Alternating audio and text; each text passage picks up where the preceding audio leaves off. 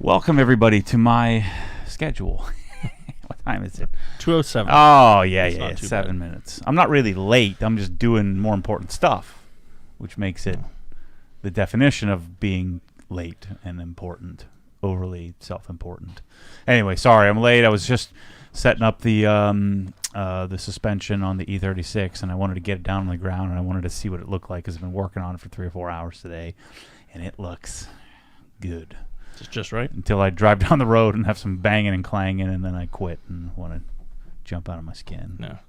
To be fair, here's today's thumbnail, by the way. This is a good one. Michelle wasn't yelling at you for that face? Well, kind of. But I'm a little cross-eyed. Yeah. I always put today's live stream podcast recording, blah, blah, blah, somewhere in the vicinity of 2 p.m. Eastern time. So I give us some leeway there. Is that air conditioning on? It's freaking hot in here. Yeah, we had it off for a while the door was open, but I turned it back on. So it'll take a little bit.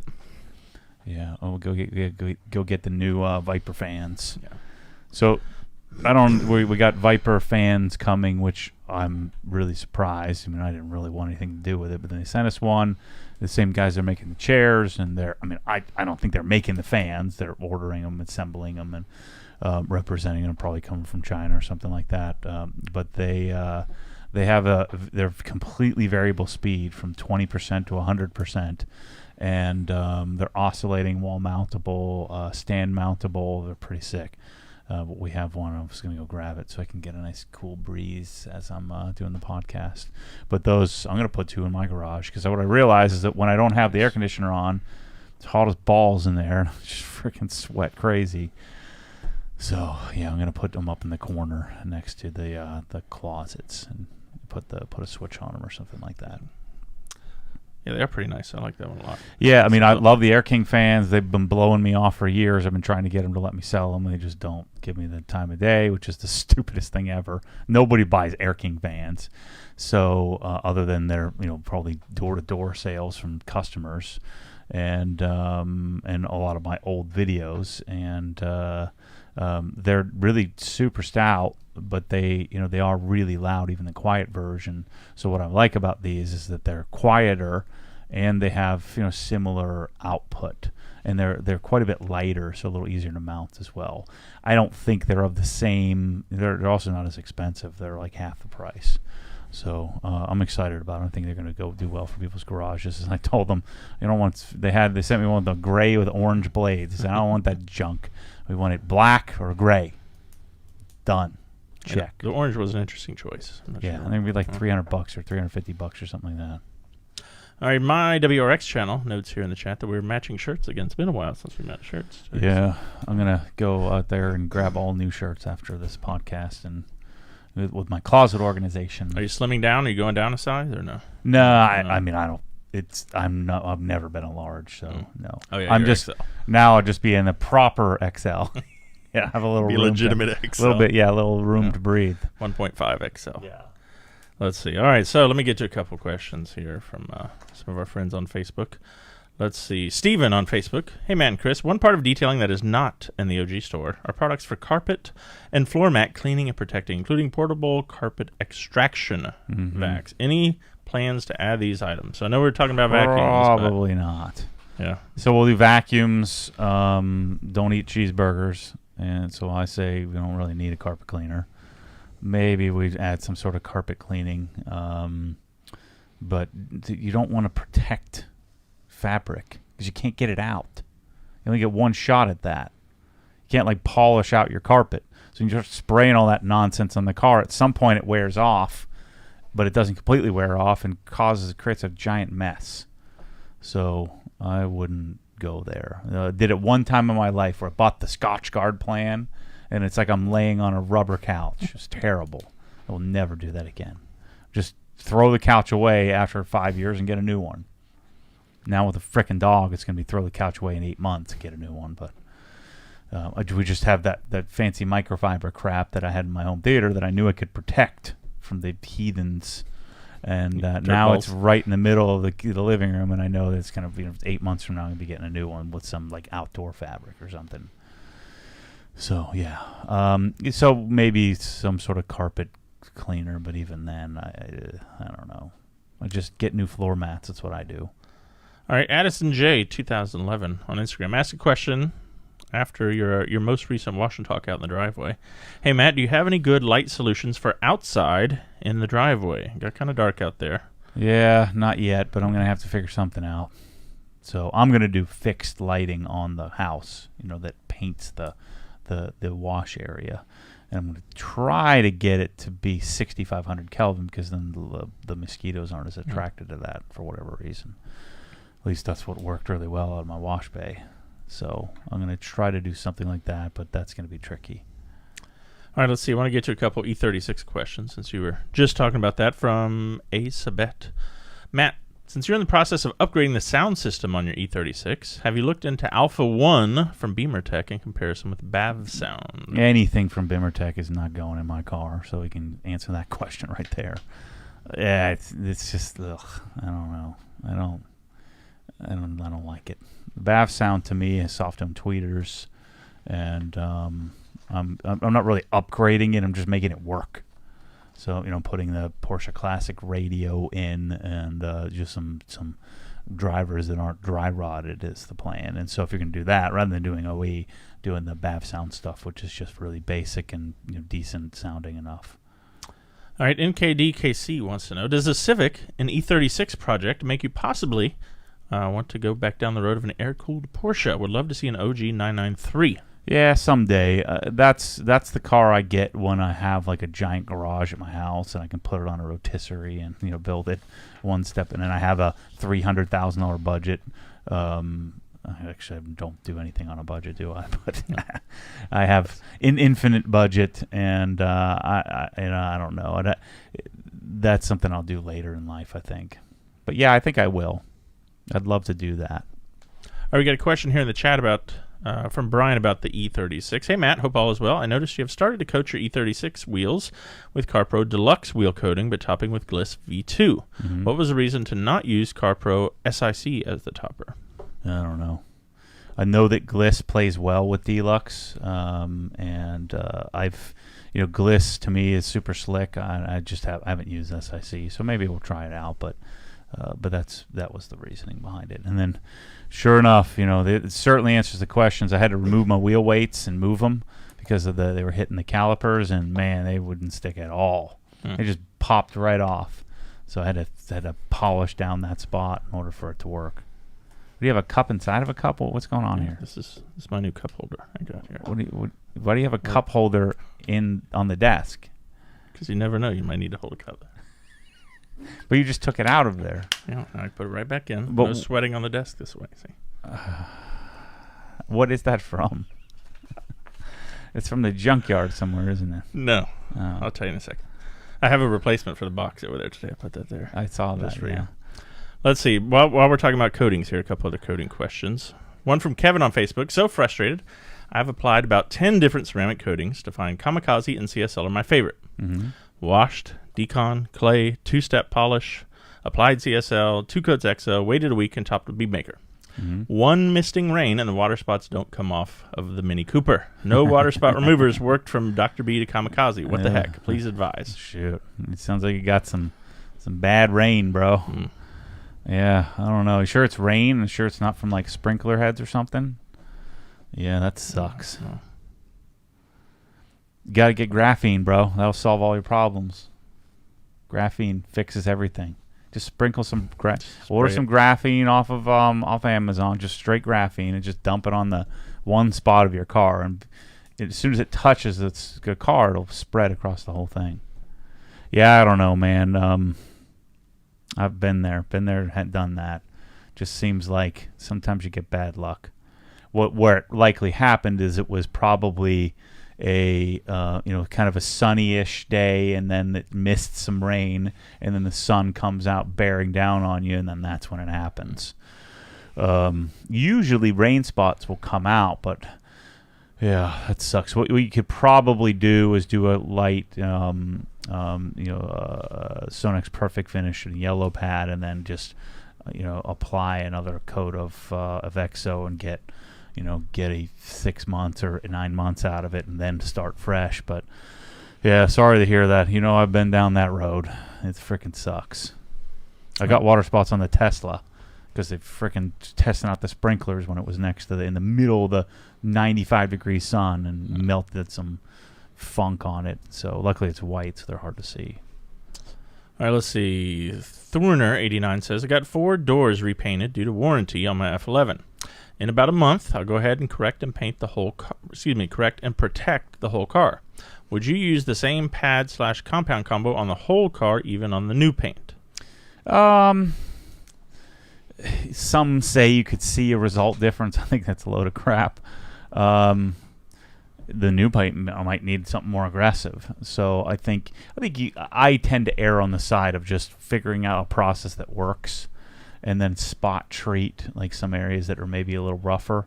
But yeah, I mean, if I have the choice, I'm going to do the same process across all of the paint. That way I get a similar result. But let's say that the paint is really great and it's this amazing paint job done.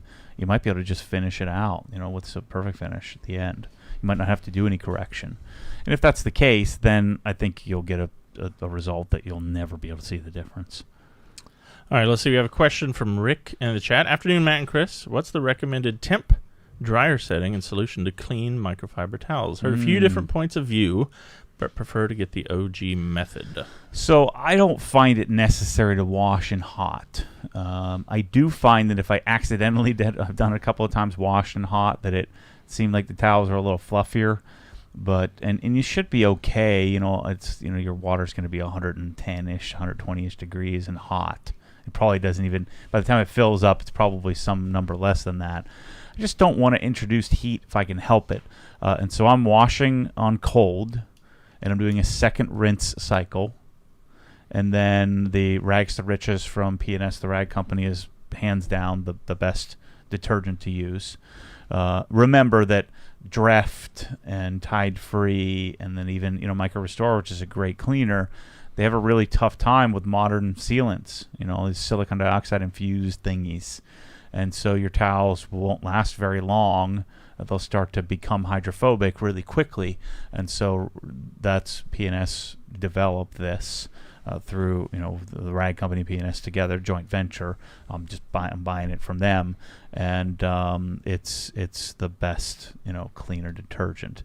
Then when drying, of course, never any fabric softeners. That'll load up microfiber. Remember, microfiber grabs and holds. Grabs things and holds on to it, especially a towel with more polyamide, the 30% or that 20% portion. Polyester, not so much. So polyamide is the absorbent grab and hold part of the whole thing. And so if you load it up with fabric softener, then they won't work anymore. Same thing with lint if you wash with cottons or other types of material. And so when you're drying, you want to make sure you clean out your dryer or whatever. What's that thing called? Not the vent, but the not the filter. It's not a filter. About, Everybody knows what I'm talking whatever about. That thing the is. little thingy in the front where you scoop out the lint.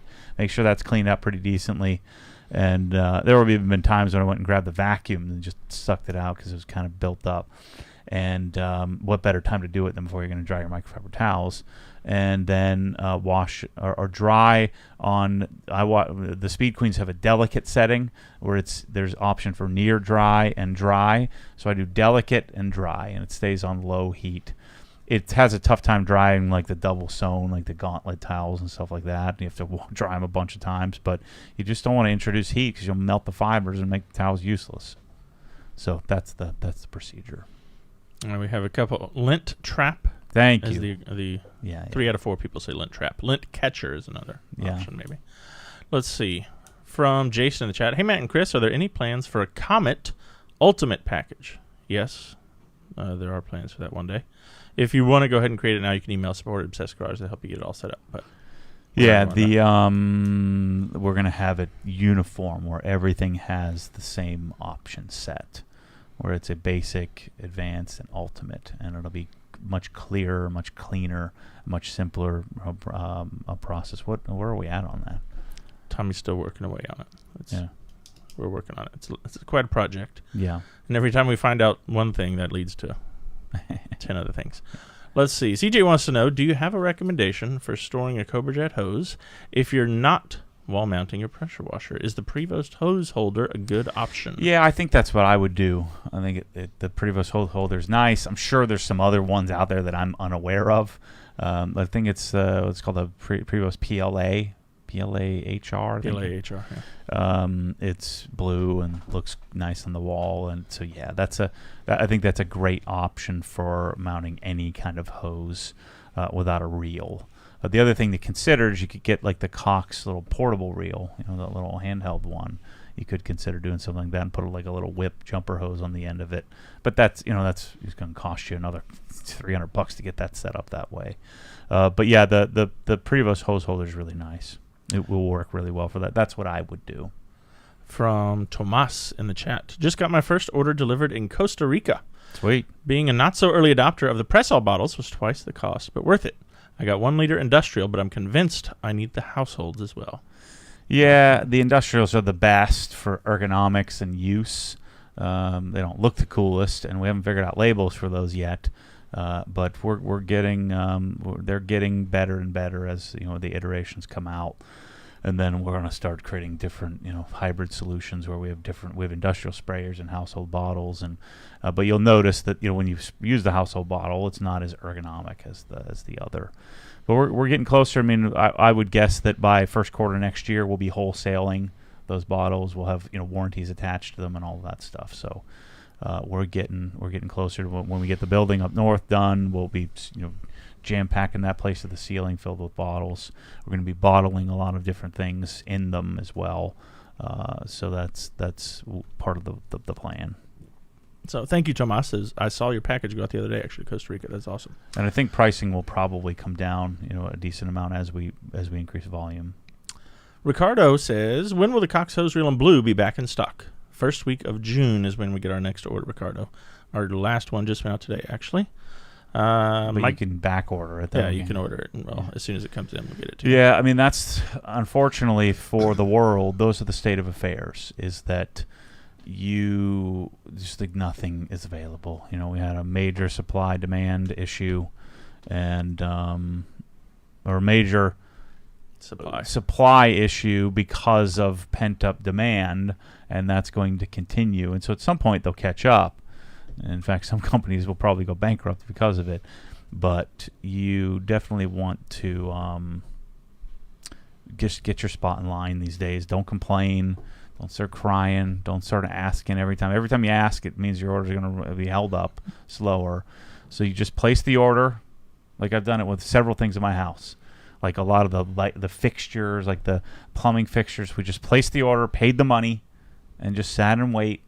And the stuff has just kind of randomly showed up. And they, I get indicators that just get push back. I don't even care. You're just going to get it when it comes in. That's the world we live in at the moment. And so just be prepared for that. Now, we're setting it up and allowing you to order it so that way you can lock down your spot. And one thing we're very sensitive to, and it gets tricky at times, and I hear people yelling at each other here about who deserves it first, because sometimes someone will order a kit and then someone will order a kit that doesn't have that one part, and then it'll go out earlier. So we are very sensitive to who's first and who's second thing. Correct. Let's see. David J., our friend in Alabama. Did you actually punt your unified gear in the trash, or did you sell it? Do you know what actually happened? I sold it. Yeah, somebody got it. Yeah, and I've gotten 47 emails, and they keep on coming as people catch up the videos. Be like, hey, I guarantee you in 2024, someone will watch that video and say, hey, if you still have that, let me know. I'll take it off your hands. I sold it dirt cheap, and I did an Orbi system, which was equally problematic. I should have done Orbi Consumer. I did Orbi Pro, and I spent 3.5 hours on the phone with them trying to get it to work. So I'm not an idiot, but what happened is as I'm setting up the system, I didn't plug the satellite in, and then I ran over to plug the satellite in, and it exited the setup process, and then you couldn't re-enter the setup process, so we had to go do it all manually with IP addresses and all this bull crap. Yeah. So, but I got some nice, fast, clean internet. It works everywhere throughout the house. Got my ADT system off that goofy little, IR or not IR, a Wi-Fi extender. If you got Wi-Fi extenders, you're not doing life right. So don't do that. Those don't work. We have a super chat from my WRX channel, $5 American. You can help me with the pronunciation here. Love the Hefela trash cans. Will they be coming to the store? I don't know. I should be getting a call here sometime in the next week or so from them. I want to do a collaboration project with Hefela America to, as you know, get my kitchen dialed in and my bathrooms, and I think I can provide them with a lot of value. I don't know if we'll end up selling the stuff or not, but worst case, I'm going to teach you what you need to buy. I think, how much were those garbage cans cost? They were like, it was like over 200 each. They were between 200 and 300 each. It was, cost. Yeah. So they're retail like $3 something each. So yeah, you got to be prepared. Yeah, now they have some less expensive ones, of course. You know me, I picked the fanciest one. I'm like, well, that's the fanciest one. It looks like the right color. Let's try that one first. So I'll be chatting with them soon about, and then if not, Junior can help us out. What's his company? Commodore LLC. Yeah, so I think is he a cabinet guy? Project manager for Junior. I don't know if he wants people ordering, calling him to order stuff. Yeah, but Commodore LLC is where we got it from. Yeah. So that was the $470 for the total. Two of them. Yeah. Yeah, so it was $235, but that was like cost. Yeah. So I'm sure retail is. Yeah, I think they were like $380 or something. But that's something you buy like once in your life. It's always got to be expensive. No, it just has to frickin' work. And sometimes you got to pay. That's the way it goes. Oh, do you have infinite money to work on this house? I'm like, I bought a smaller house than I was going to buy, and I'm going to make it good. I mean, what do you... Like, it's funny. We're searching around. Like, Michelle is always looking at houses. I'm always looking at houses. And now, everybody's moving to Florida, so lots of people are. And so there's just garbage houses that are, $1.3 million, $1.5 million, $1.7 million, like the rest of the country.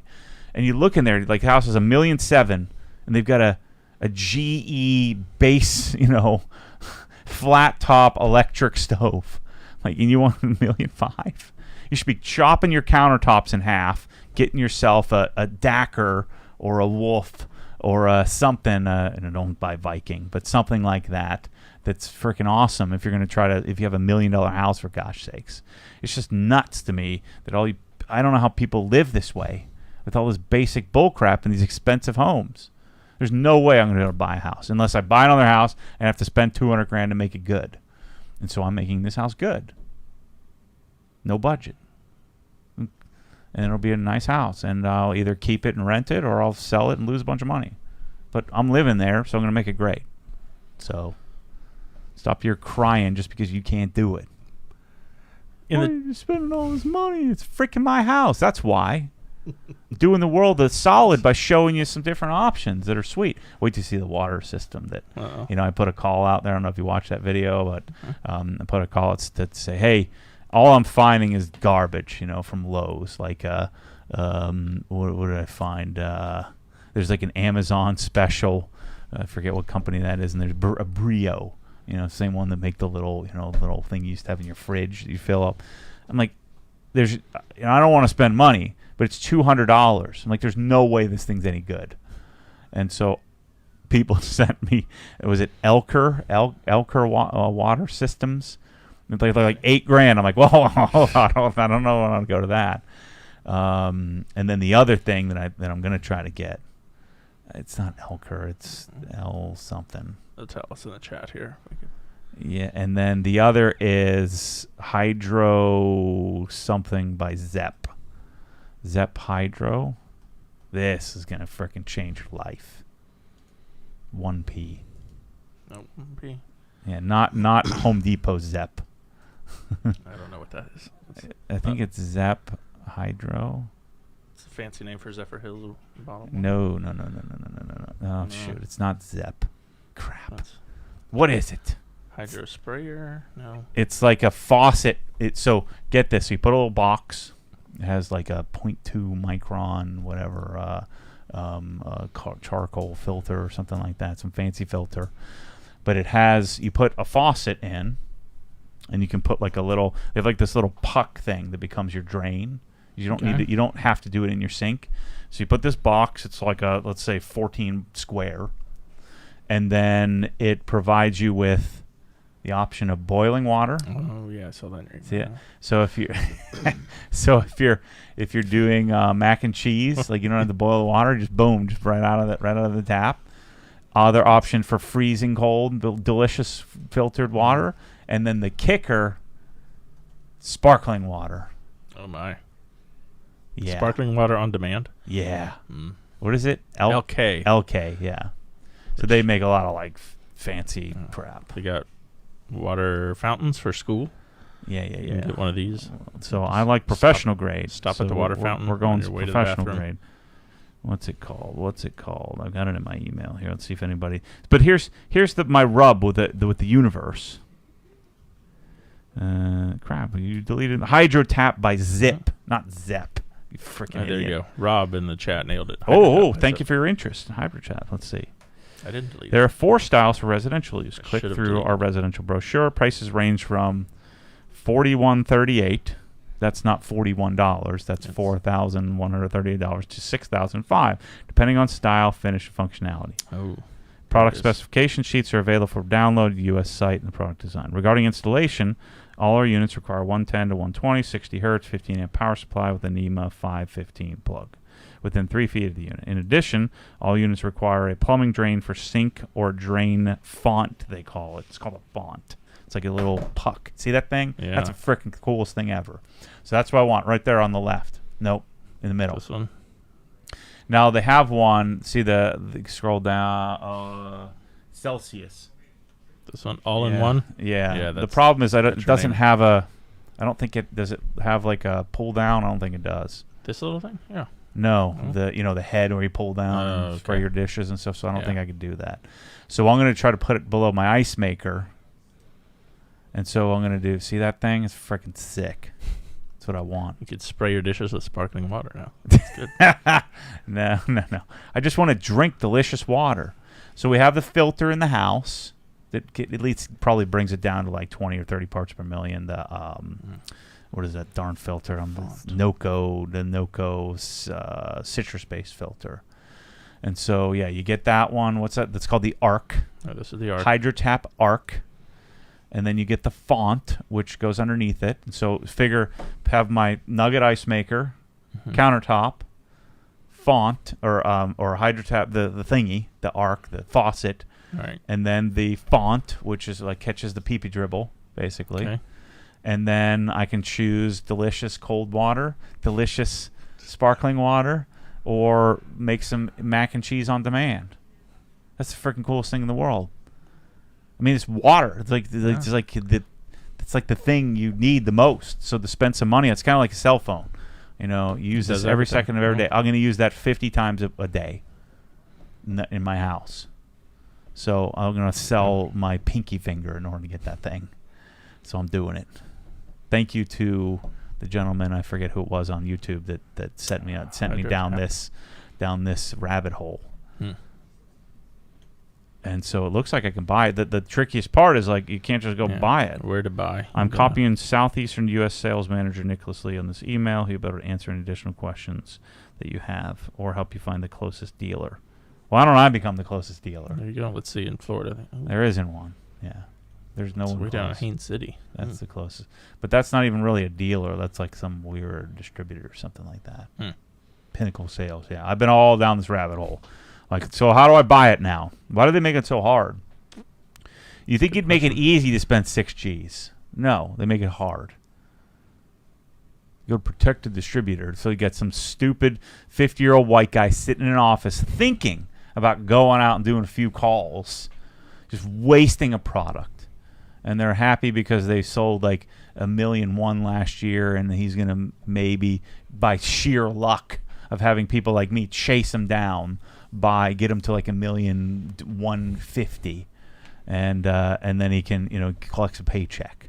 It's the stupidest system ever. Should eliminate all regional sales and just go online and start making videos. All these freaking dudes just sitting there twiddling their thumbs with thumb up their rear. sitting on all this. I can't even imagine how many great products are out there that nobody knows about because it's some stupid old man sitting there doing old school selling door to door. Who's responsible for it? I hate that crap. I'm going to yell at them, I'm sure, about that. Timothy Hansen here in the chat says, I have the Karcher K1700 Cube wall mount solution. The hose reel is mounted above the Karcher. Will that affect getting the air out of the line since the water has to go up and through 100 feet of hose? Everybody's so worried about water in the lines, or air in the lines. Who cares? Just freaking fire it up, turn it on, and let it rip. It'll blow it out in 3 seconds. So right, no issue at all. Andre says, hey, Matt, are you still pleased with your racing tow hook? Does it stay tight and not contact your front fascia of your Porsche? I mean, I haven't left it on, but yeah, it's nice. It works really well. It's a bit of a pain to put on because I think both sides of it need to be reverse threaded, but it is really nice. And I like it. I'd recommend it. I'd buy another one. Henry says, hey, Matt, on the Gliss product page, it sounded like you could use it as a regular paint coating. Do you have any experience doing that? Yeah, I mean, same thing with EXO. I think those are much better as toppers for your base coating. They're just short term, 6 months, you'd be redoing it. But you could, and you're not going to get as much chemical resistance and things like that. So, yes, they can be used as a standalone. Yeah, it's nice and slick, but you would treat it more like a wax where you're going to redo it all the time. Ken Jeeper wants to know, will the inlet hose diameter affect pressure washer output? No, we've tested up to 100 feet, and I think anything under 200 feet, you shouldn't see any kind of pressure or drop or change, even with hose diameter size. It's like once it pressurizes the 3/8 ID, the internal diameter versus a 1/4 inch, I just don't think it matters, with a pump. Now, if you went to 1/2 inch or 3/4 inch, I don't think a pressure washer could squeeze it. But I think we've noticed no problems. We've noticed no degradation. I don't know what the math is behind it. I'm sure someone smarter than me could do the calculation of water velocity as you increase hose diameter size. But I didn't notice any change in pressure or flow from hose to hose. We did that in our big study or big test. Related to that, here's an interesting question from Luis. Hey guys, I live in a 3rd floor apartment. I want to install a pressure pump in the apartment and send a hose with a quick coupler to my parking lot. What do you recommend to me? He needs like the inlet hose, right? That's what it sounds like, yeah. A hose for that might work best, and I don't like this hose a lot because it kinks up and it's kind of annoying to wind up. But the Ely poly hose is quite a bit lighter than the Continental Frontier, the rubber hose. So you might want something like that, or buy one of those like Kinkus Links, or what those things called. Flexzilla. No. Yeah, nothing Flexzilla ever in any instance. If it were me, I'd be buying the Continental Frontier, the Obsessed Garage Blue hose, and doing that, which we don't have, of course. But I suspect Ely probably doesn't have any hoses either. I would sell Ely, but we don't have them. I just never liked the poly hose. It doesn't wind up very well. It gums up and it gets beat up pretty early on. So I wouldn't. I don't like that. But the termination, Ely's termination couplings, their ferrules are just amazing.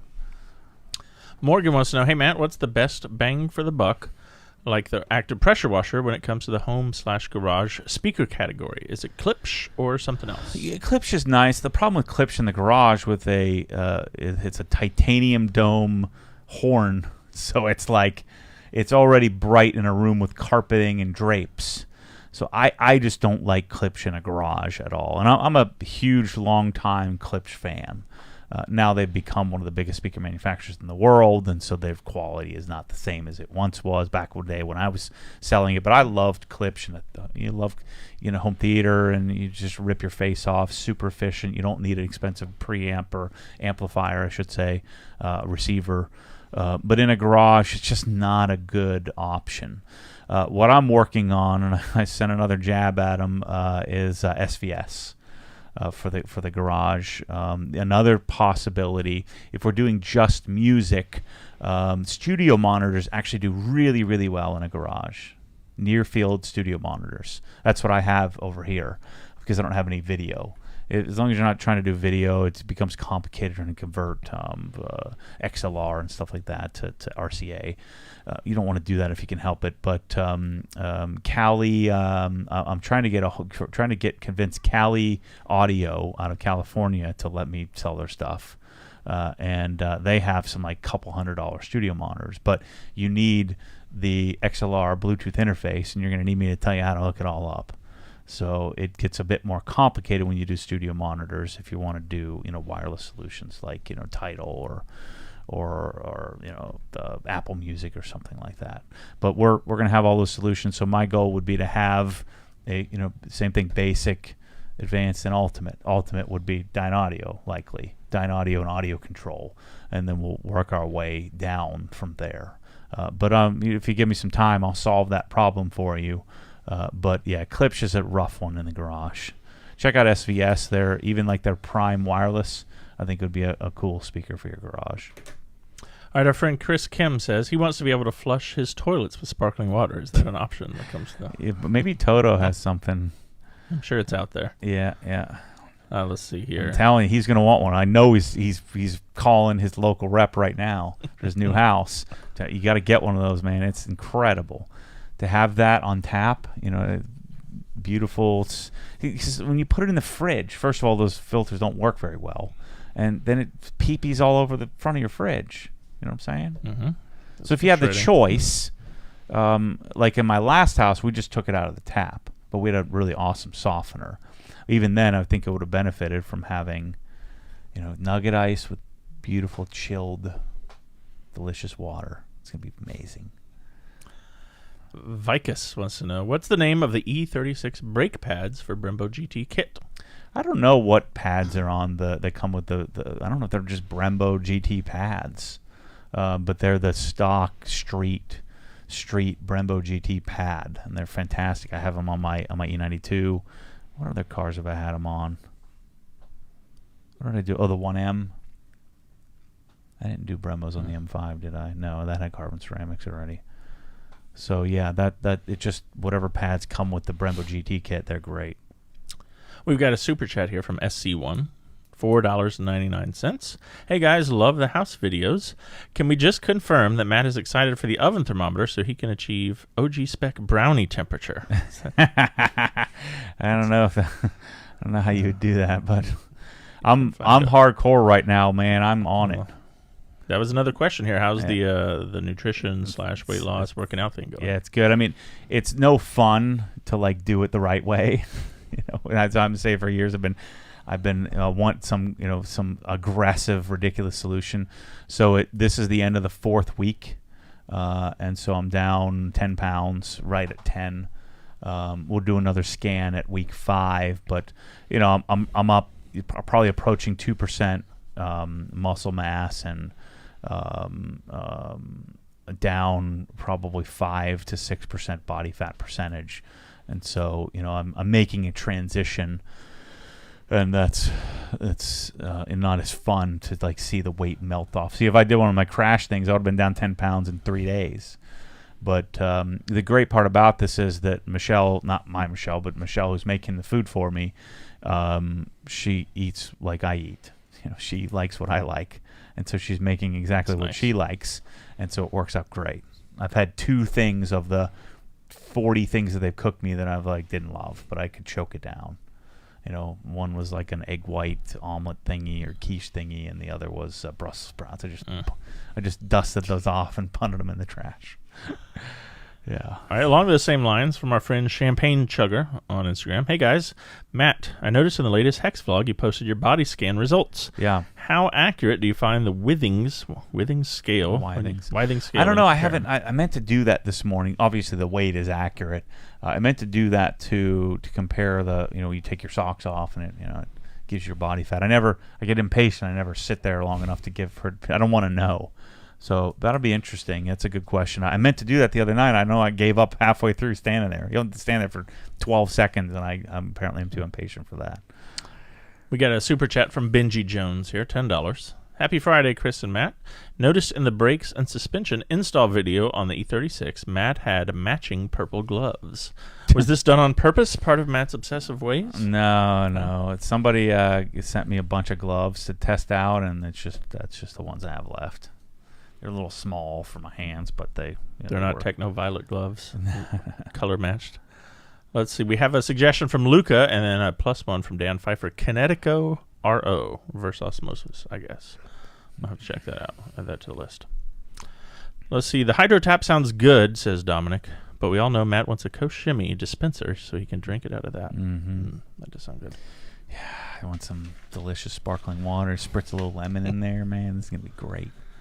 Let's see. From RHKZWD on Instagram. What scenarios, if any, would you recommend someone to use a traditional wax instead of a ceramic coating? I think on classics, classic cars, situations where it's temporary, like if the E36 didn't have some weird coating on it already. I don't know what's on it, but if it wasn't coated already, again, I deconned it, but I didn't polish it, then I would have just probably waxed it. It's about to go down to get the interior done, and probably go get a couple of other things. I'm gonna have the dents removed and all that stuff. This time I'm gonna do it the right way and not jump the gun and then have to redo it all. Then it makes sense to throw some wax on it. But in most cases now, the coatings are easier to put on, easier to remove, and slick, and they don't look weird like they used to back in the day when I was so adamant for wax. In that, a lot of the original like C-Quartz UK, C-Quartz, they looked weird on most paint finishes. All right, we have a question. I don't know if you've driven enough to answer this, but we'll ask anyway. From F. David on Instagram. Hello, guys. Have you figured out a way to keep finger smudges to a minimum on the Tesla touchscreen? Don't eat cheeseburgers. Don't lick your fingers. Don't pick your nose. It always comes back to. Yeah, I don't know. I don't seem to have much of an issue, and just wipe it down every so often. All right, good call by you, by the way, on Chris Kim. He says, ha ha ha, already texted Mina the HydroTap ARC info. So, you nailed it. That font. You just sound freaking fancy when you say, I have a font. I don't even know what that is. And just say a little pee-pee drain, That's a nice ring to it. Yeah. Tell me how freaking cool that is. You can walk into this house, and you're going to see this black, arc. I'm going to call it an arc for sure, not a faucet. It's not a faucet, it's an arc. And then it has a font. An arc and a font. Yeah, and what I'm assuming is that the arc, you set it in position so you don't move it around, right? It's not, you're not going to swivel it, because then you're going to turn the thing on and it's shooting water all down the side of your wall. Instead you would, it stays fixed, and then if you have a little extra dribble, it just gently hits the font, and then the font dissipates it, and so it doesn't splatter, and it runs down the little tube drain you got there. That's what I'm thinking. All right, Aaron wants to know here. Hey, Matt, have you been able to look into a solution to store car wash liquids in dispensing containers that can hold more than 1 gallon? I got to figure that out, because I just bought a 5-gallon jug of invisible glass. The hard part is getting the stuff out of there. It's going to be like getting a ladle. You put it in the bottle. I don't know. I'm going to be having to figure that out, so maybe I will. I guess you could just get, because most of the 5-gallon containers have the same outlet as a 55-gallon drum, and so we could probably just get one of those little dispensers. And you just have to, it'd be nice if you had a font under there. You can catch a little pee-pee dribble that gets, inevitably gets all over the place. You're going to need a lot of fonts around here. Everyone gets a font. Douglas says, what indoor car cover does Matt recommend? Cover King Satin Stretch.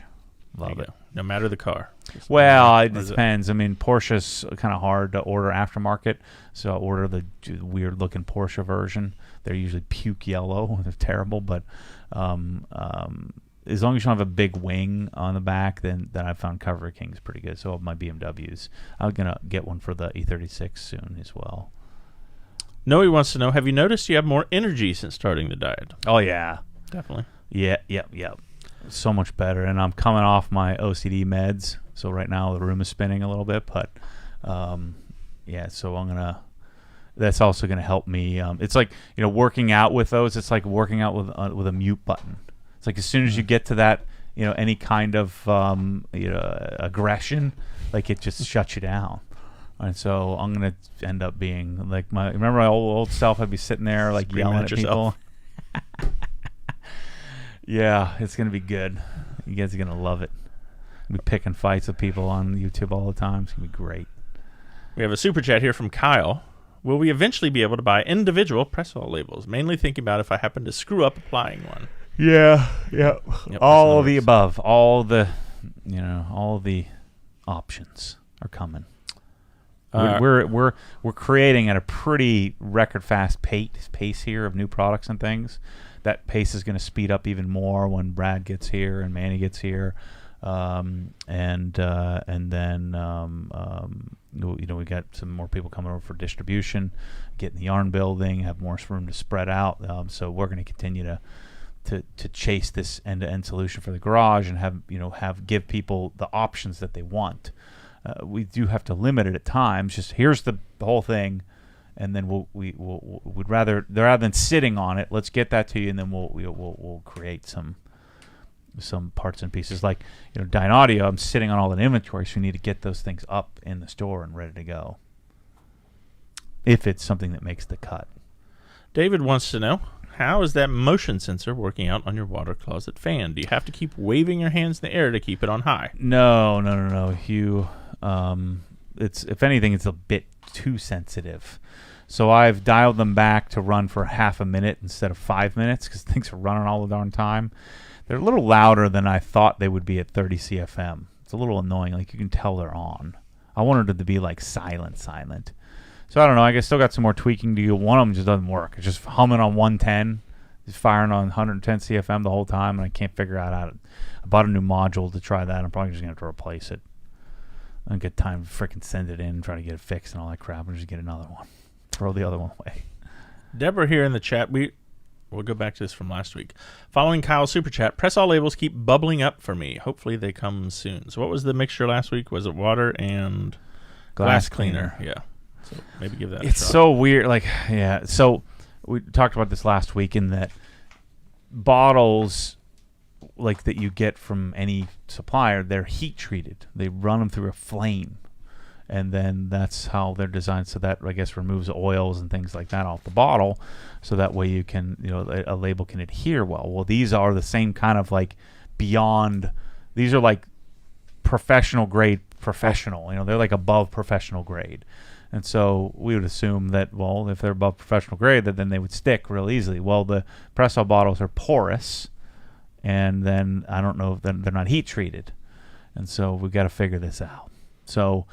Everybody spent $35 on labels. You're the guinea pigs, and I have a bunch of them too. Some of them are on there just fine, and some of them are not. I think it depends on the bottle and how it was manufactured and what part of the line it was on. So we're going to figure out a system to make it so that people can do it. We might change the adhesive or something. It's not super easy.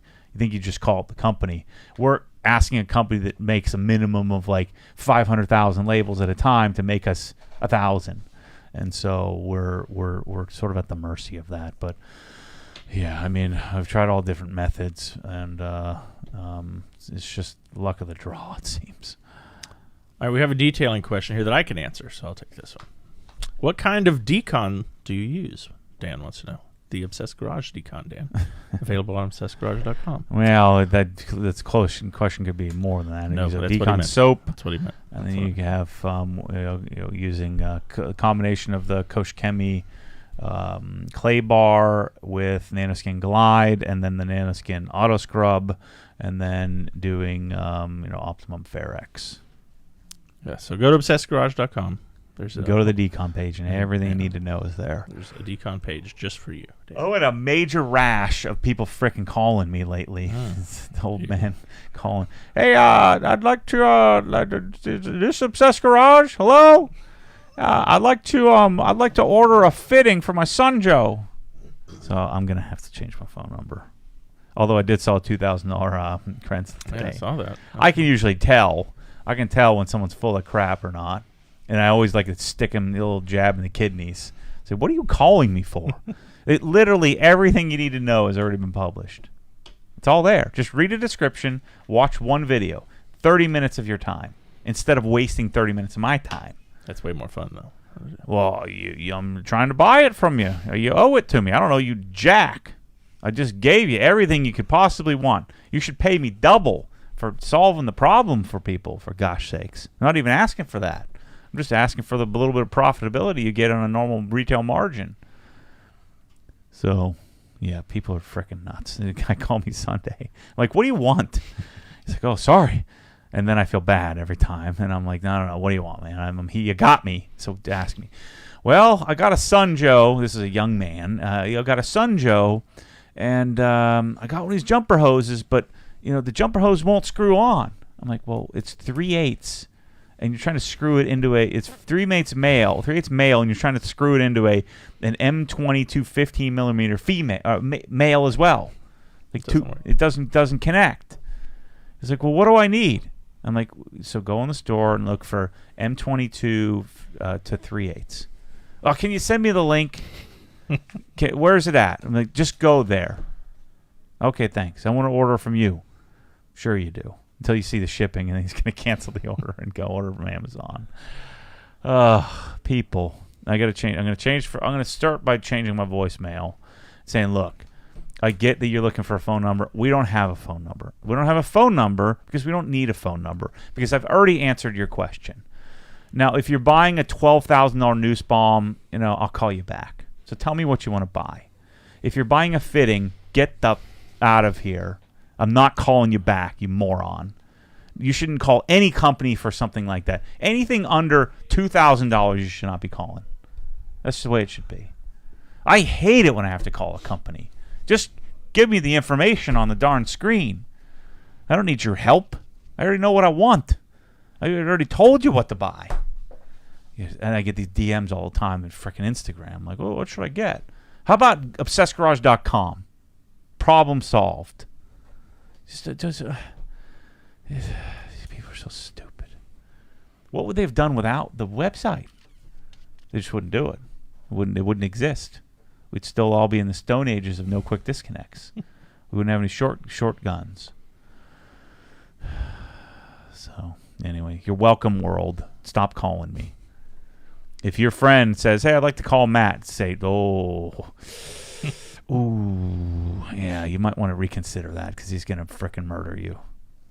Like, how do you think this would go?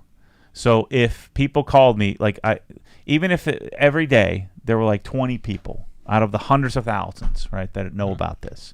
20 people called and want to talk to me every day. 20 people, 20 minutes, whatever that is, 400 minutes. How many hours is that? It's 6 hours and 40 minutes. So if I was on the phone for 6 hours every day, 7 hours every day, I wouldn't make a video. How am I going to make any videos? I can make them at night to sell freaking quick disconnects for $8. That's why we have a system supported at obsessgarage.com. So if you have a really complicated situation, not a lazy situation where you don't want to read the freaking description of the product, that we have the best descriptions, the best videos. It's all organized. It's all set up there. You might take you 20 minutes of your time. My 20 minutes, I guarantee you, is worth more than your 20 minutes, unless you're, Donald Trump or Bill Gates. Get out of here. You can't call Barry Maguire and ask him what detail spray to get. So Barry Maguire would be on the phone all day, every day, and he wouldn't be able to build the company. How am I supposed to make videos and tell you about stuff and find new stuff? I'm sitting on the phone with every old man telling them about an inlet hose for $22. We don't need that. It's already been answered. So stop Google searching. Take all that time. People spend 30 minutes Google searching to find out, how do I call Obsessed Garage? I can't believe it. Make the phone number so hard to find. It's not there. They're having to find it from like zoominfo.com. And then it was funny. So then I started searching it, and they're like guessing what your revenue is and how many employees are. Like they clearly just make up a number because they have no idea. All these sites, when you search like corporate info. So that's how my phone number is attached to the corporate info, and so then that's how people are finding it.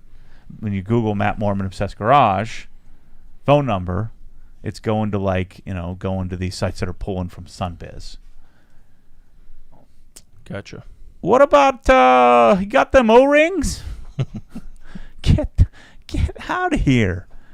I give you permission to look me up. If you're going to spend $50,000, call me. I'll talk to you. It's not that I don't want to. I want to talk to everybody. But it'd be miserable. I'd never get anything done. And if we had a phone here, it would be ringing off the hook. People wanting to just chat. Just have a nice little chat. Support at obsessedgarage.com. We just hired another person. We've got 4 people monitoring it all day. We're going to eventually have a different shifts. So we'll be monitoring it 18 hours a day, and on average it'll be probably 12 hours a day, 7 days a week. I didn't tell you that plan yet, but that's what I want to do. So stop freaking calling me. Actually, anybody watching this isn't the people that are calling me. It's the people that don't watch anything, that don't freaking pay attention to the answer that's already been answered. Call me ungrateful, whatever you want. I feel bad.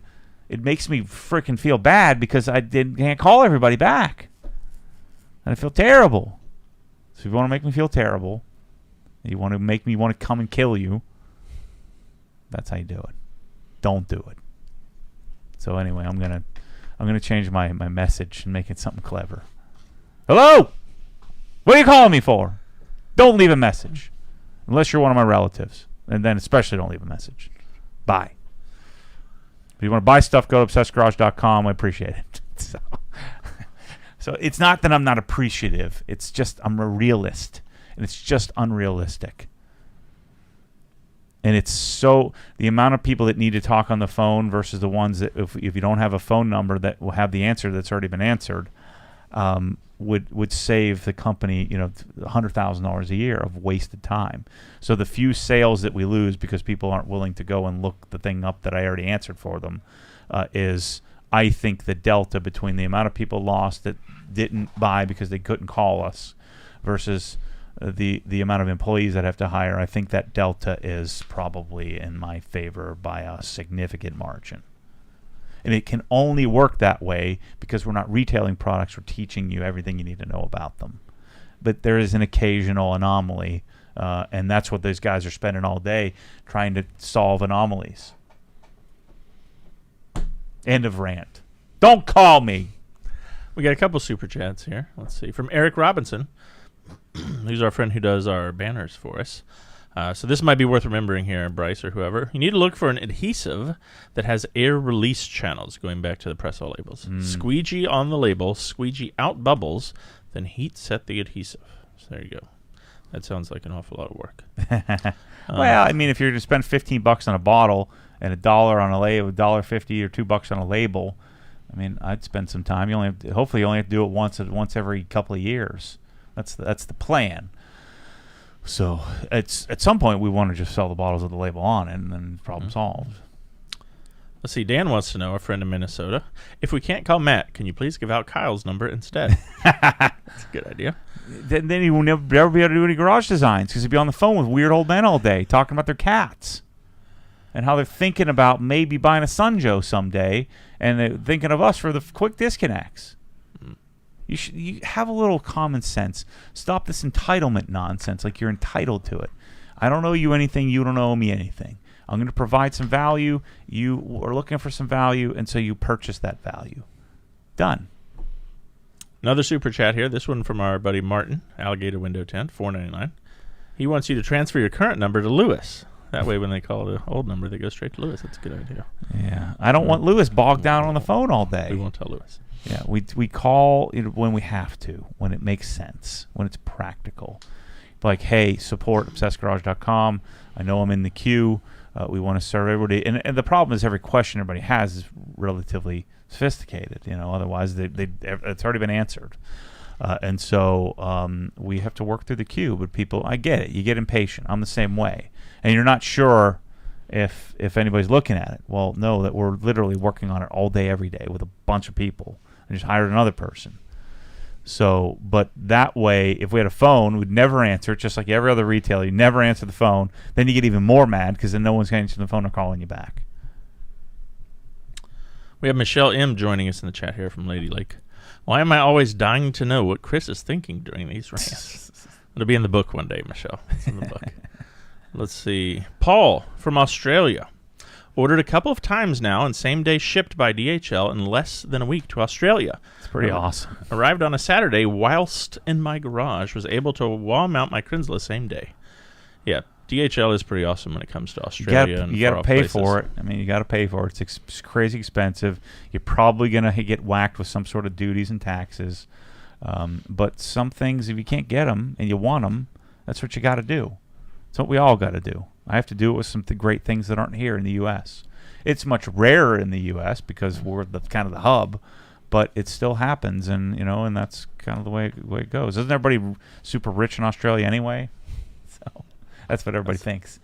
That everybody's wealthy in Canada and Australia. Sure feels that way. Yeah, our Australian customers really like DHL, and it'll get there super fast. It's pretty impressive. It's incredible. Like, I don't think you could get there like on vacation as fast. It's pretty crazy. All right, D. Mowry on Instagram says, correcting and coding our Expedition Max this coming week with CSL XO. That's a big project. Yeah, that is big. And wanted to ask if CSL XO or both are okay to use on headlights and glass. Yep. You can use it on glass. I prefer not to. But, you can use it. Like on the Tesla, I did all the glass except for the windshield. All right, we have a question from Christopher Hoots on Facebook. Hey, OG crew. I received my ultimate active package and bucket package this week and love it. That's awesome. Matt, how do you go about cleaning the race glaze brush after use of the OG tire dressing, or do you just not worry about it? I just don't. I mean, I feel like it doesn't work as well as, so I kind of dab it on the towel, that little 12-inch wheel towel. So as I'm applying, I'm kind of dabbing on the towel. I mean, the tire dressing has silicon dioxide in it, so it's kind of water repellent. And so I'll just use it for like 6 months or so and just throw it away and get another one. But usually just wiping it out on the towel is all I'll do. That tends to work pretty well. You could probably put it in what might work well is put some rags to riches diluted in a cup and just kind of dunk it in there. I bet you that would work really well. In fact, I'm going to try that. Just to attack the silicon dioxide in there so the bristles don't get completely hydrophobic and useless. He also wants to know, is there anything special you would do to the foam cannon when switching from BrakeBuster to GSF, or anything for that matter? Yeah. Or just get more than one foam cannon? Yeah, I definitely wouldn't want, because GSF is fine. This is pH neutral, but the pH of BrakeBuster is probably 10 or 11, and it's just going to beat up the foam cannon. So always, what I would do is cycle and relegate your old foam cannon to BrakeBuster work, and then if that one eventually craps out, then just swap. I've been using mine for a year now with BrakeBuster, no problems. But yeah, you want two foam cannons. I don't think you want to go down that path of switching back and forth. I mean, you could have two bottles, but I think I would probably want a new head as well. Question from Christopher Michael on Facebook. Is the Cox stainless hose reel mount compatible with the Cox vacuum hose reel? No. If not, would it be possible to get them made and added to the OG store? That is in the works by the guy who makes the regular ones. So, yes, Christopher, we're working on that. Dylan wants to know, hey, Matt, for cars that have coating on them, what would you suggest using to reset or clean them after winter with no proper washes? CarPro Reset or your Decon soap, or would the Decon soap be too alkaline and possibly damage the coating? No, Decon soap is absolutely what I'd use. I mean, the thing I don't like about Reset's a great soap. It's real water. It doesn't foam at all. It's a little harsher on your hands, but Reset's a great soap. Really costly soap, a lot more costly than the Decon soap. I think I like the Decon soap because it's so slick and you're gonna have all kinds of funk on the surface. So that's what I would use. All right, Marcel on Facebook says, hey, Chris and Matt, I'm looking to purchase the AR Blue accessory package to use with an AR 111S. Mm-hmm. Will the accessories be compatible with an AR 630 or a Crinzla when the 111S inevitably craps out?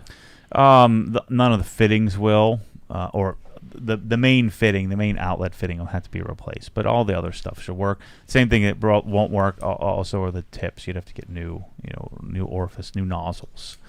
So new nozzles, which are cheap, and a new outlet fitting, a M22 fitting. But all the other stuff will work fine. All right, Justin wants to know, hey guys, in a pinch, could Matt fit 4 cars in his home garage? That'd be pushing probably. It would be tight, but yeah, I could probably squeeze them in there. Then another question from Justin, do you plan to remove the black trim from the body of the E36 when you polish it? I don't think so. I'll probably tape it, but I don't know. I mean, I've been going the extra mile on this. Like I removed all the trim from the windows to polish around there, but probably not. The trim looks so good after being dry ice cleaned. I think I'm just going to tape it up and leave it on. All right, that led me back to this question from JB in the chat from the Amsterdam, the Netherlands. I own a 2-door E36 and have for 12 years. Top tip from me, please check underneath the rubber trunk seal. It's a notorious location for rust. Love your videos and enthusiasm. Greetings from Amsterdam. So, noted. Thank you very much, JB. Shu wants to know, have you checked out the Bowers & Wilkins Formation series, which is their version of Sonos/wireless audio? Yeah, I've never liked B&W. I mean, the Nautilus, like the really high-end, like 802s, 803s, 801s, I mean, those are cool. But even then, I've just never been a huge fan. They're just a lot brighter sounding. They really appeal to most males. Just not so much to me. I've always thought they were too bright for me. Same thing with Focal. Focal and B&W, which are the 2 most popular high-end speaker manufacturers. I had B&Ws at my last house with some Sonos stuff, and it clarified my, not distaste, but my preference toward other things. But yeah, I know what exactly he was talking about. I've heard it. I just think the Dynaudio stuff is way smoother and better, especially for the garage environment. All right, Kevin says, got some Decon soap recently. It's really one of the best soaps out there. I'm from Trinidad in the Caribbean, and Matt should try some Morel speakers in the next car he's doing. Yeah, Morel has always been a good speakers. Same thing with Hertz, another good set. But I don't think I've ever had Morels, but we sold Morels at Worldwide Stereo back in the day when I was only there for 4 or 5 months. But yeah, I am familiar. They are great speakers. And thanks, Kevin, from tuning in from Trinidad. Devil is in the detail across the pond here on Instagram. I will try and give a listen to the podcast today. There's a slight time difference, but I do enjoy good podcasts. My question will be lighting. I need some new lights for my garage. I only have room for about 3 lights. Any recommendations or something reasonably priced over here, or what is the main thing that I need to look for? So I'm glad you asked that question, because I've noticed there's always a lot of lighting stuff. Do not take any advice from any detailer in the world on lighting. They don't know anything about lighting. And then it's all these PPF guys and rap guys. Now I'm seeing this sponsored lights. There's not a light on Amazon that's good. Not one. 0. Zip. None. There are no good lights on Amazon. So scratch that off your list. Big ass lights, their lights aren't any good either. So scrap them off the list.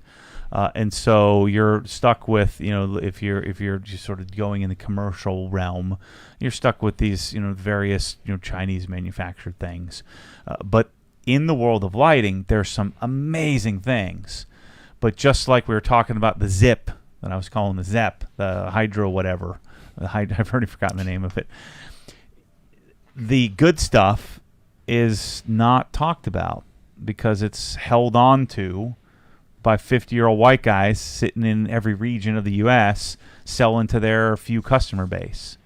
And they're just making excuses on why they can't sell more. And then the corporation just gets used to that, and that's what they sell. And so I've been working. It's been on my short list for a really long time to try to tap into this. And there are lots of amazing lighting manufacturers worldwide. Those lights are not available in simple means. And the reason for it is I'm now learning is that the control aspect of it. Really great lights almost always require some sort of control, like 0 to 10 volt control or 0 to 10 volt dimming, or you have to run a separate wire that some sort of communication wire. So instead of calling it control, it's called a communication system. And so it gets complicated, and you get into Lutron, and you get into I'm most interested in Lutron and Cree at the moment, and then you get into doing lighting calculations and things like that. So I'm going to provide all that and solve that all for you. And then eventually we'll be in the UK and Europe as well, and Canada, and so we'll solve problems with 240 volt solutions as well. But for the time being, don't listen to any of your detailing buddies that bought some bullcrap sponsored ad off some bullcrap post on Facebook. Whatever you do not buy hex lights. Those are the most garbage lights on the planet. Combined with it looks super douchey. And in 6 months, you're going to realize how stupid it looks.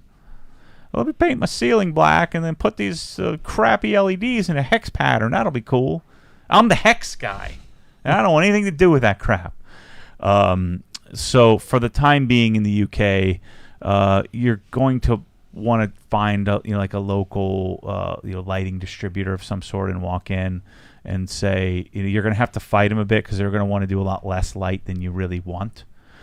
It would be amazing if it's dimmable, because they want probably 5 to 10,000 lumen, 5,000 Kelvin fixtures. And if you had a 0 to 10 volt solution, a dimming solution using like a Lutron Pico or something a Lutron Vive or something like that, dimmer, then you can have flame throwing output when you need it, but dim it down when you don't. And like I said, lighting is really complicated. So for the last 3 years that we've been doing these solutions, and I've been selling the lights I have in my garage, if you go read the description, I'm saying I don't know much about this. This is the best that I've found that we have reasonable access to. What my goal is to bring access to the world for great commercial fixtures, and then teach people solutions on how to hook it up, because it's not that complicated to hook up once you have the right stuff. The problem is having the right stuff. So I'm working very closely with a 30-year plus lighting expert, and he's his name's Chris, and he's helping me get up to date and learn these systems, so that way then we can simplify it down. I'm also going to work with Perry, my electrician, who's a bit of a wizard, and we're going to make a whole video series on my garage on how to set this up. And then the goal is to be able to provide solutions, turnkey solutions on obsessedgarage.com, to solve our lighting dilemmas. And then what you'll be able to do if you're in the UK or Australia, you can use that data to then go and find the 240 volt solution over there that you'll need until we can get to the point where we're able to sell 240 volt 50 hertz devices, because obviously the US 110 volt stuff isn't going to work at 60 hertz. It's not going to operate properly. So stop this nonsense about, well, I bought these lights on Amazon, they're great. No, they're not. They're 90 CRI. No, they're not. That's what they told you, but that's not what they are. I'm telling you right now, it's not that simple. So I've been waiting, and my lights were supposed to be here 3 weeks ago. I'm still waiting. And so we're going to have a whole series, and that'll sort of lead us into then being able to design and provide big solutions for all these big garages that we're doing for people, but then also turnkey solutions for you guys that have a home garage, that want professional grade stuff with true 80 plus CRI stuff, true accurate color temp stuff, because cheap LED is worse than expensive, or cheap LED is worse than cheap incandescent. Just is. It's terrible. So that's my rant on lighting. And just if you want to just wait for me to solve the problem for you, if you don't have the means to go and hire a lighting designer, which most of us don't, where would you even go? Who would you even know who to talk to? And even then, the lighting designers are not all created equally. And so I'm going to become your frickin' lighting designer, because lighting is really important to me. Like these frickin' Home Depot lights in here are terrible. Look at that. Look at that color. It's like they're not even uniform. There's a yellow stain. Yeah, it looks like a pea stain. Yeah, it's just garbage. And is there Lithonia or whatever Home Depot junk? Get anything done in here. It's terrible. All right, let's see. CJ has a question for Matt. Okay. Any recommendations for cleaning around emblems? My wife's Forerunner has raised emblems on the back that can't be removed, and getting between the letters is a pain. Yeah, I mean, that's where you get a brush out. We'll have the, what are they called? Detail Factory brushes here soon. I don't really like brushes. I don't, because I'm a debadger, right? I'm always pulling the badges off. But all the guys next door, the Kyle and Bryce and all those guys, Tommy, they all talk me into bringing some brushes in. So we'll have some Detail Factory brushes. If you don't want to wait, just go to Rag Company and get some Detail Factory brushes. You don't want the boar's hair ones, I don't think. I think you want the synthetic ones for that, softer ones that are really designed for interiors. Just use it on that. I just don't like using brushes on my car if I can help it. David wants to know, how would you mount a Cox reel onto a wood pole in a pole barn that's approximately 8 inches in diameter? I'd probably try to match the wood and build a plate out of it. So let's say it's cedar. Get yourself like a 3/4 inch piece of cedar and cut it, so that you could build a little base, a little platform to mount to. If your pole is not wide enough, and then I'd stain it or try to set it up that same color. Another thing that could look pretty good is if you just got some Unistrut from Home Depot or Lowe's, cut it down and just paint it black so it looked clean. We might end up doing Unistrut on my ceiling in my garage. I haven't decided yet. Unistrut is what we use in here, but these are open purlins. All right, let's see here. We have a super chat from Jason Summers, $5. Looking to switch from PC to Mac. Ooh, smart, yeah. What specs and models would you recommend on a Mac for normal daily use? You're going to want to wait for, I think the 16-inch MacBook Pro is the most useful. It's the nicest size, but we're probably a few weeks away from the M2 chip being available in the MacBook Pro, 16-inch. And so same thing with a larger iMac. So whether it's a 27 or a 30-inch iMac they're going to be coming out with, or they call it iMac Pro, that's going to have the M2 chip as well, which is lightning fast and super efficient. So you just like any PC, you want as much RAM as you can get. You want as stout of a graphics card as you can get, depending on what you're doing. Unless you're just checking email and surfing the internet, then you can get a pretty basic version. But like mine is I think 64 gigs of RAM, 4 terabyte hard drive. It's like a $5,000 16-inch, but it's an Intel based one, and the new Apple Silicon stuff is freaking insane. So you go use MacRumors.com as your source. I check there all the time to find out. They also have a good website, or a good YouTube channel. I mean. Outside of their website. So if you go to Mac Rumors and you go to the buyer's guide, they're usually pretty accurate on what's coming down the pike. So they just brought a new 24-inch iMac out, which is Apple Silicon, and then the bigger ones are going to be the faster, more stout ones. But that's what you want. And the advantage is you'll buy like this MacBook Pro that Chris has right here. This will last 8 years. I mean, I have one that's 8 years old, still kicking. This one's almost 3 years old. It's still yeah, awesome. Yeah. Whereas PC, 3 years, you'd be lucky. It'd be held together by Band-Aids, and super slow to start up and just problematic. That's why I like it so much. All right, our friends at G-Techno North America are in the chat here. They say, "What's up, Matt? Yo, hi, how's it going?" Let's see. We have Ryan Nadler on Facebook wants to know, "Hey Matt, will you be videoing a radar detector install in the Nerd 3? I'd like to watch you fail before attempting my own." Yeah, that's the plan. Mirror tap it. I've got the stuff for it. I need to order the radar detector. Maybe I already have the radar detector.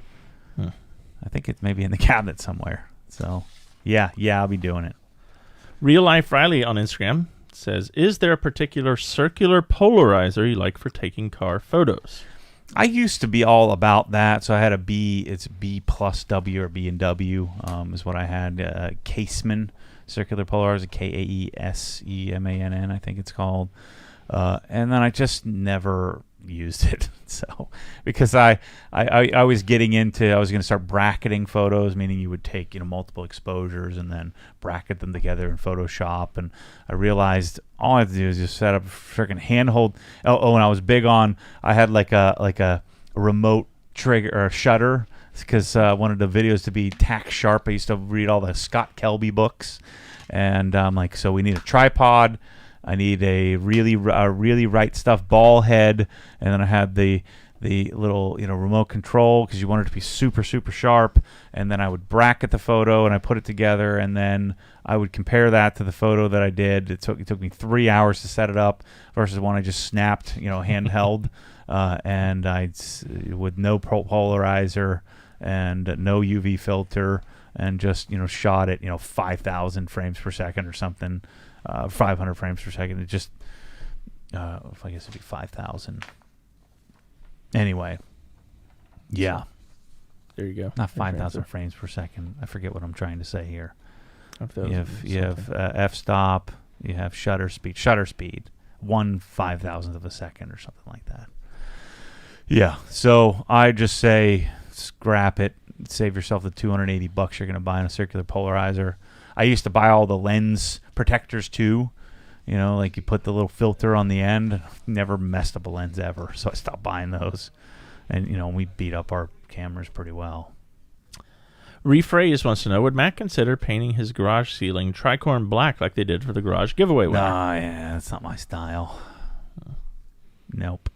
It's cool. I don't dislike it. It's just not for me.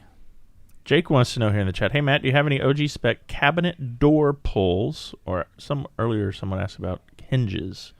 You got anything you... Not that I'm not an expert in that. I know that the hinges from like Lista and Rousseau, they're a Austrian glide. I don't know what the brand is, but they're made in Austria that hold like 440 pounds or something crazy like that. But yeah, I'm not an expert in dovetail boxes, and I know a little bit, but not enough to really know much. The soft close glides for the Hafel stuff was a Salice or Salice, Salice was the brand. But yeah, I don't know much about that stuff. Maybe someday I will, but right now I don't. All right, VR213 says, hi, Matt and Chris from Tasmania, Australia. That's a long way away. Thanks for joining us. It's like, I don't know what time it is there. It's got to be late. Let's see, JK82. And I referred him to Support Obsessed Garage, but I thought you might want to chime in on this as well. Okay. I know this isn't particularly in your domain, but I'm a mobile professional. What is the OG spec recommendation for mobile transportation of a 1322 TS, a 50-foot Cobra Jet hose, gun, and wand? I detail out of the back of my Model 3 and want something a little better than a plastic tote from Costco or something, but haven't found the right thing just yet. Yeah, I don't know, man. It's kind of a weird car to be detailing out. Yeah, that's what I thought. Yeah, I don't know. I don't have much for you on that one. All right, you got any suggestions for Paul S. in the chat? He wants to know the best way to store kids' Jeep Power Wheels in the garage without taking up floor space. Well, check out, look it up. I think it's called The Lift. Oh, yeah, your Kickstarter thing? Yeah. The Lift could work for that. Lift it up to the ceiling. I know we found this last one. No, what is Nike? So, first step is to get your stopwatch out or set up a time-lapse GoPro and put it on the Jeep and these vehicles that you have, these little things. And figure out how much they're using them. And then you'll have some data to go to your wife and say, look, these freaking kids have used these things like twice in the last 6 months. And then you light them on fire when they're not looking. They won't even know. They won't even know they're gone. I've done that many times. We're like, oh, no, we use it. We're going to use it. We use it. And then they use it like right then, there. And then like we had this thing that frickin' Chad gave to us, this stupid, drift bike, this little tricycle thing. And I'm like, what are you doing to me, Chad? I thought we were friends. And he gave Michelle this stupid thing. And the kids use it one time, and then I find it like in the middle of the yard or in the middle of the driveway. I have to get out of my car. If you ever try to get out of those freaking sport bucket seats, and I get out and I throw it into the middle of the yard, and I come in the house, start yelling at everybody. And so what you do on those things is you just keep a record mentally. How much are they using it? Which is none at all. They use it once in the last 3 months, and it just disappears, and they don't even know. And then one day they come in crying, "Where did my Jeep go?" Jeep? I don't know. What are you talking about? I don't even remember you had one of those. Did you have one of those? I think it broke. Somebody might have. You know what it is? I think someone stole it. Sorry. We'll get you another one someday. 5 minutes later, they forget about it, and you never have to get it to them. Paul S. claims they use it literally every day. Bull crap. I don't believe it. I don't believe it for 1 second. Oh, that's funny. Then it's used up. Break a wheel on it or something. Say you hit hard times. Make up a story. Lie to your kids is what I'm suggesting. Had to sell it. It was repossessed. Let's see. VR, our buddy in Australia, says, buying a new car, want it coated, but don't want to do it myself. Yeah, I'm with you. Only option is Nexzen, NXTZEN. I don't know if I've heard of that. Thoughts? Yeah, have you heard of that? No. If that's the guy's only, if that's a detailer's only option, you need a different detailer. If a detailer is so cheap and dug into one brand only, and it's some weird brand like that, you know they don't know what they're frickin' doing. If they do, they're more about the money than they are about the process and the passion. They're just selling some garbage. I don't even know what that is.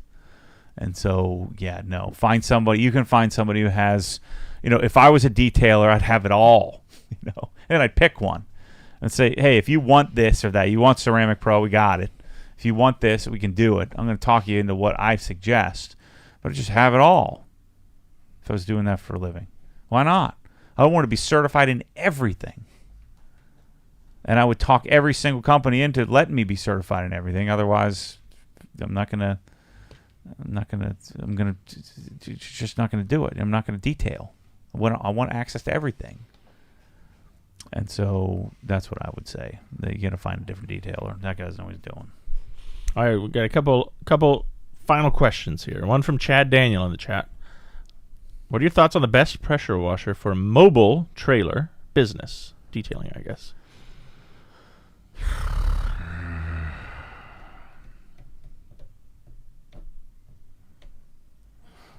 Probably it's tricky because the active messes everything up. You just buy a new one every couple of years. But all you detailers out there are planning to stop buying cheap pressure washers and using them commercially and then cashing in on the warranty. Don't be that guy. I'm telling you, your truck's going to break down. You're going to break your ankle. You're going to get a black eye somewhere. Stop cheating the system. If you're detailing, you should make enough money to be able to buy tools for doing the job. So buy the right stuff.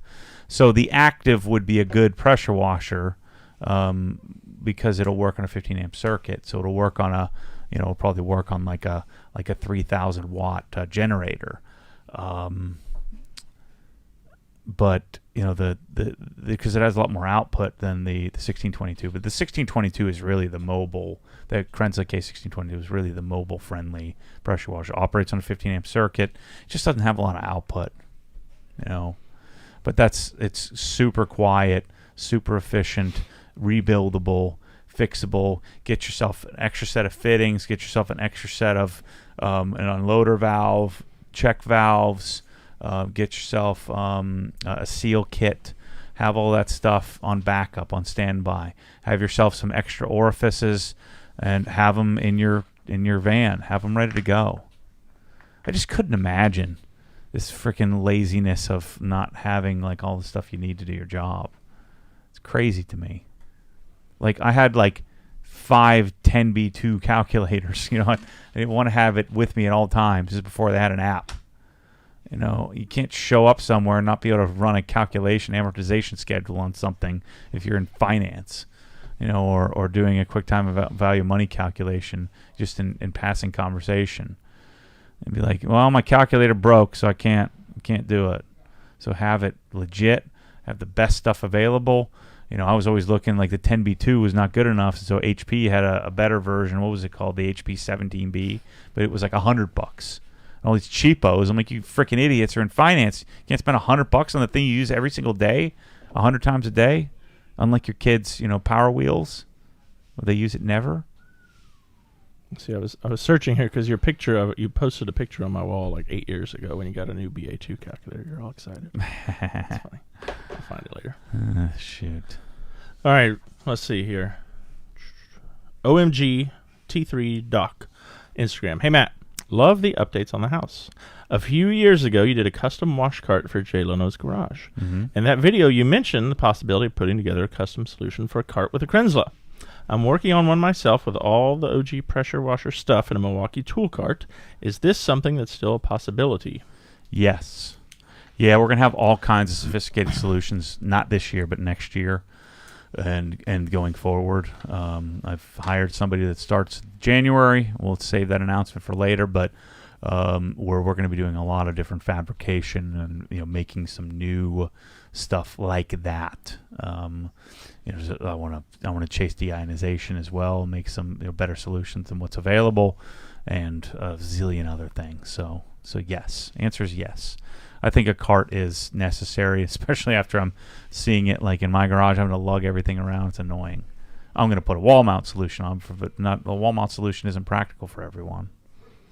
Justin in the chat says TI-83 calculator from the 90s, still running solid for my work needs. It's a great calculator. I had, in what was it, ninth grade, I got a TI-92. He had the Poro TA-83 or whatever, 92. There's one that turns sideways. That's the TI-92. Yeah. Then eventually they came out with a TI-87 or something that was better, but yeah. I thought I was the king. The other thing is you could do limits on it. So you could do limits, you could do differentially. So it could do, you could check your work a lot of times on a calculator if you knew how to do it. And so limits I'd always get 100% because I'd have my calculator there. I felt like I was beating the system. Even though limits aren't particularly difficult to do, I felt like I was beating the system. You could also program on your TI, and you could program little equations there if you're really nerd. Oh yeah. That's what they would do in Villanova is they'd have it all programmed in there. All right, what time is it? 3:38 on Friday. So thank you, everyone. Yeah, I'm going back to work. I'm going to work on the E36. I have one more E36 here from Paul. Are you going to take off the M3 badge on the E36?